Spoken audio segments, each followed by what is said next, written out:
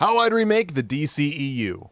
And now to open up 2032, I have my first show. Now, I just did say that Swamp Thing was going to be a limited series, but this is going to be a different type of show than I've done in the past. This is going to be an intended season after season show for the Bat Family. This will be the only exception with the Bat Family show where this first season will be probably about an 8 to 10 episode count, a very streamlined story. All later seasons will be intended to be like 20 episodes, have filler, be able to show off more villains in Batman's Rogues Gallery because there's just so many to choose from. Now we can really focus on using a lot of those other great villains.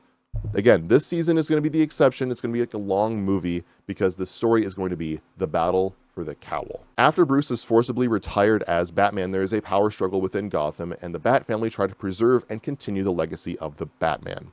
All players are fighting for either to become the next Batman or to stay far away from that dark persona, but are pulled in anyways to help protect it. The main players in this quote-unquote battle for the cowl are Jason Todd and Damian Wayne, who want to abuse the power and persona of the Batman for their own personal agendas. Again, Jason is very verbatim what I just said.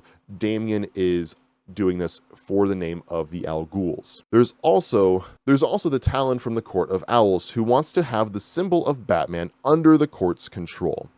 Then you have Dick Grayson and Tim Drake, who are really out to protect the symbol of Batman. Dick, however, understands that he shouldn't be the one to take over as Batman. He will have an episode or two where he has preemptively taken a suit and had gone out on patrol to try to preserve the image of the Batman, though he 100% hates it. At about a mid-season finale, Ra's and Talia al Ghul would both die, and Damian would struggle with his purpose now that they are gone. With some words of wisdom from Bruce, and as well as Jason Todd, he would later agree to become the next Robin, and without any ill intentions. The penultimate episode would also see Talon kill Alfred after a raid in Wayne Manor gone wrong. After Jason and Damian had put their egos and desires aside, they joined Dick and Tim as the four Robins defend their home against the Court of Owls. By the end of the show, Tim will have earned the trust of his family and become the next to don the cape and cowl, while taking Bruce's own son Damian to be his Robin, finally putting an end to the Court of Owls. In the post-credit scenes, Tim is working with Bruce on designing his own suit.